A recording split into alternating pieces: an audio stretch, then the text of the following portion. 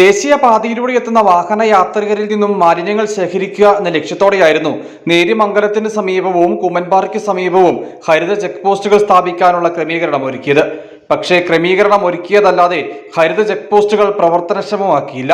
വിനോദസഞ്ചാരികളുടെ വരവ് വർദ്ധിച്ചതോടെ പലയിടത്തും പ്ലാസ്റ്റിക് മാലിന്യമടക്കം അലക്ഷ്യമായി നിക്ഷേപിച്ചു പോകുന്ന സ്ഥിതിയുണ്ട്. ഈ സാഹചര്യത്തിലാണ് ഹരിത ചെക്ക് പോസ്റ്റുകൾ പ്രവർത്തനക്ഷമമാക്കണമെന്ന ആവശ്യം ഉയർന്നിട്ടുള്ളത്. ടൂറിസ്റ്റുകൾ ധാരാളമായി വരാൻ പോകുന്ന ഒരു സമയമാണ്.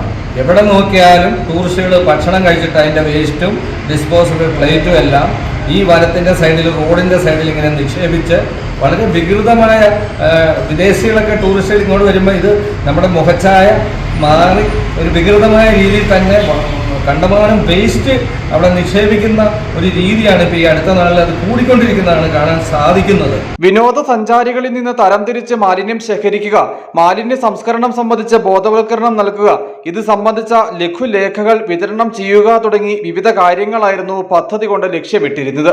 പഴയ മൂന്നാറിന് സമീപം ഹരിത ചെക്ക് പോസ്റ്റ് സ്ഥാപിച്ചിട്ടുണ്ട്. നേര്യമംഗലത്തിന് സമീപത്തെയും കുമ്പൻപാറയിലെയും ഹരിത ചെക്ക് പോസ്റ്റുകൾ കൂടി പ്രവർത്തനക്ഷമമാക്കിയാൽ മൂന്നാർ വരെയുള്ള ഭാഗത്തുണ്ടാകുന്ന മാലിന്യ നിക്ഷേപം നിയന്ത്രിക്കാമെന്നാണ് വാദം. News bureau, Adimali.